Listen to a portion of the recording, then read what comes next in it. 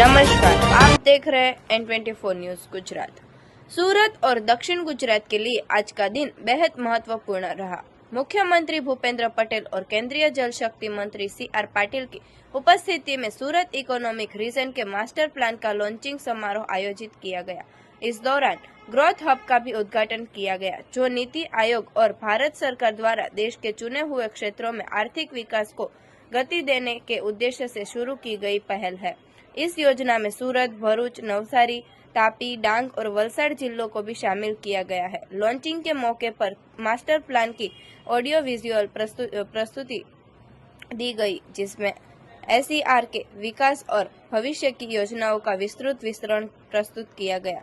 मुख्यमंत्री भूपेंद्र पटेल ने अपने संबोधन में बताया कि सूरत इकोनॉमिक रीजन को विकास के प्रमुख चालक के रूप में प्रस्तुत किया जाएगा। इस पहल का मुख्य उद्देश्य क्षेत्रीय औद्योगिक, आर्थिक और बुनियादी ढांचे के विकास को गति देना है। इस अवसर पर एक सेक्टोरल सेमिनार का भी आयोजन किया गया, जिसमें SER के ग्रोथ ड्राइवर्स पर चर्चा की गई। गुजरात की ग्रोथ एंजिन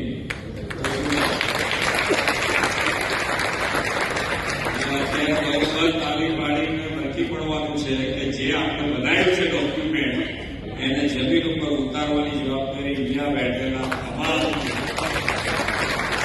જેટલી તારીખ પાડવી એટલી પાડી બતાવી કે આપણે કામ કરવાનું છે। સરકાર તમારી સાથે છે, એમાં તમને ક્યાંય તકલીફ નહીં।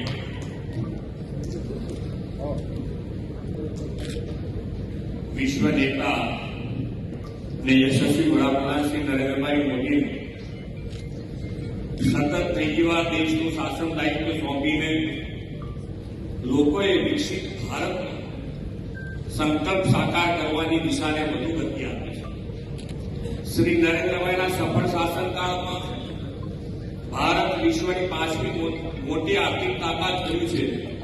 હવે ત્રીજી ટર્મમાં તેમણે ભારતને ત્રીજી આર્થિક તાકાત બનાવવાનો સંકલ્પ કર્યો છે। આ માટે દેશના રાજ્યોના વિવિધ ચોક્કસ વિસ્તારો આર્થિક, સામાજિક, ઔદ્યોગિક એમ સર્વાંગી વિકાસને વેગ આપવા G-Hub ગ્રોથ હબનો નવતર વિચાર તેમને આપ્યો છે। નીતિ આયોગના સહયોગથી આવા ગ્રોથ હબ માટેના આયોજનબદ્ધ માસ્ટર પ્લાન તૈયાર કરવામાં આવે છે। આજે દક્ષિણ ગુજરાતના सूरत इकोनॉमी रीजनना सर्वांगी और आधुनिक विकासना भविष्यलक्षी आयोजनનું સુદીર્ઘ રોડમેપ એવા માસ્ટર પ્લાન લોન્ચિંગનો આજનો અવસર છે।